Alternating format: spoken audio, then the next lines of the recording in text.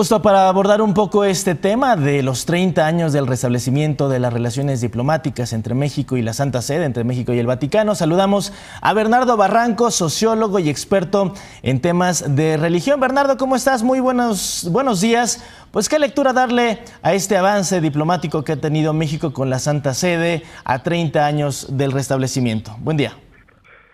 Buen día, muy buenos días. Sí, es una conmemoración. En realidad, hace 30 años, en 28 de enero, hay un cambio, hay un decreto constitucional donde hay un restablecimiento de relaciones primero entre la Iglesia Católica en México y el Estado mexicano. Y después, en septiembre de 1992, es cuando se reanudan las relaciones entre México y la Santa Sede. Vamos por partes. Lo importante entender es que hace 30 años no existía la Iglesia Católica como tal, como entidad jurídica, fruto de una postura político y jurídica emanada de la Revolución Mexicana, que veía a la Iglesia como un enemigo político y por lo tanto entonces niega su existencia jurídica y la somete. Bueno, esto hay una larga historia, una historia de 3 guerras del siglo XIX, 1861, con la Reforma y la Guerra de Reforma con Juárez, después la invasión francesa, donde se compromete la Iglesia Católica, y después la Guerra Cristera. Es decir, hay un conjunto de antecedentes de polarización entre los intereses de la Iglesia Católica y el Estado moderno mexicano.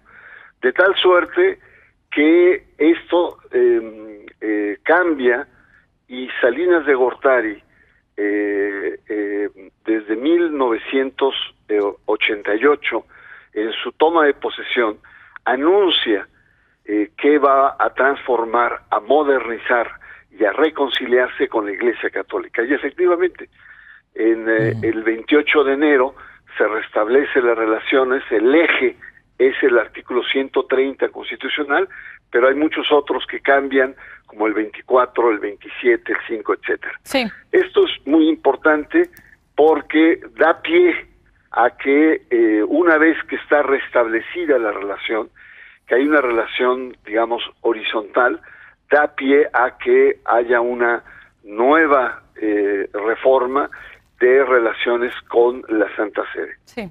Bernardo, muy importante lo que estás señalando, este restablecimiento de las relaciones que hace el presidente Salinas de Gortari 2 años después justo que el Papa Juan Pablo II visitara México.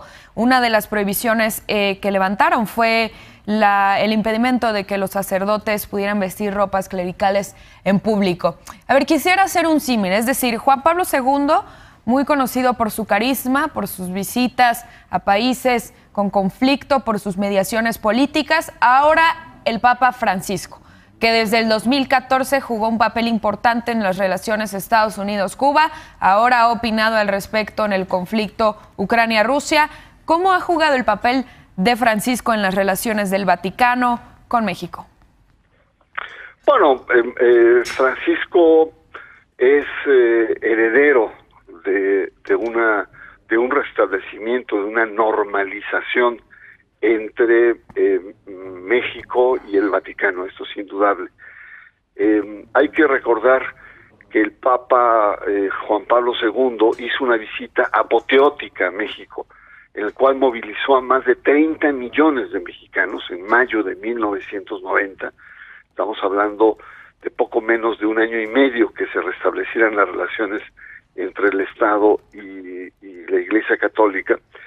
Y hay que recordar también que en ese momento Juan Pablo II estaba en el cenit de su pontificado, es decir, la influencia importante que tuvo el Papa, sobre todo en la caída del socialismo real, en la caída de todo el bloque soviético. El Papa Juan Pablo II tuvo un papel importante en su activismo, es decir, la Iglesia y el Papa Juan Pablo II no solamente era un tema de carisma, sino era un tema de poder. Era probablemente uno de los líderes más importantes de fines del siglo XX, y esto marca, por supuesto que marca. Ahora, el Papa Francisco mantiene, digamos, esta tradición de una postura, digamos, de apertura, sobre todo a las relaciones en términos internacionales con el sur. Es un papa que está muy interesado en el tema de la pobreza, en el tema de la exclusión, y como pocos personajes a nivel internacional en el tema del medio ambiente. Es un papa ambientalista, el Papa Francisco. Entonces son características y momentos diferentes. Sin embargo, el peso del pontificado, que es un peso simbólico, porque en realidad no tiene un peso militar, económico, etcétera, es un peso moral a nivel internacional. El Papa Francisco, sobre todo al ser latinoamericano, entiende muy bien lo que es la relación. Sí. Y su visita a México hace 6 años, pues dejó patente, digamos, esta fuerza, este peso. Oye, Bernardo, en la actualidad, ¿qué representa México para el Vaticano?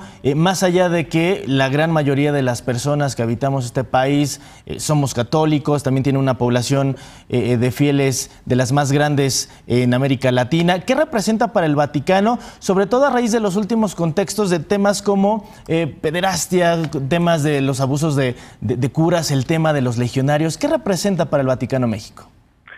Bueno, mira, en la época de Juan Pablo II, el censo de 1990 nos arrojaba que casi el 90% éramos católicos en México en aquel tiempo. Ahora, el censo nos está arrojando que este porcentaje ha bajado de manera fuerte, y estamos hablando de alrededor de un 80%. Hace 30 años los obispos hablaban a nombre del pueblo mexicano, como la iglesia como un factor de unidad. Hoy hay una enorme diversidad de iglesias, y sobre todo han crecido los grupos o las iglesias de corte pentecostal y neopentecostal, y los no creyentes también han crecido de manera notable, sobre todo en las ciudades.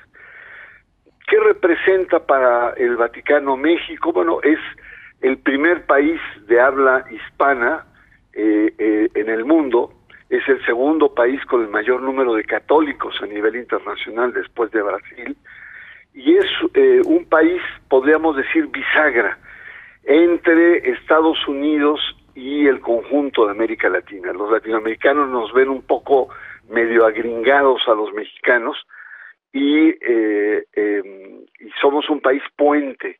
Evidentemente que el Papa, frente a los temas de abusos, de escándalos, pues ha sido un pontífice que lo ha sufrido en serio, junto con Benedicto XVI, y ha puesto, digamos, una serie de medidas, de restricciones, etcétera, de una inercia que está muy arraigada.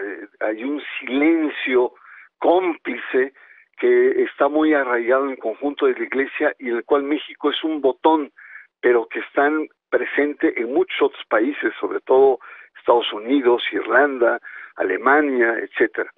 El Papa lo que está planteando es una renovación sinodal y una gran reforma de la curia que va a entrar próximamente en vigor en 2024, de tal manera que el Papa está haciendo grandes cambios. Es un Papa reformista, en el cual evidentemente México, en esta postura geopolítica de diálogo entre norte-sur en América Latina, juega un papel importantísimo.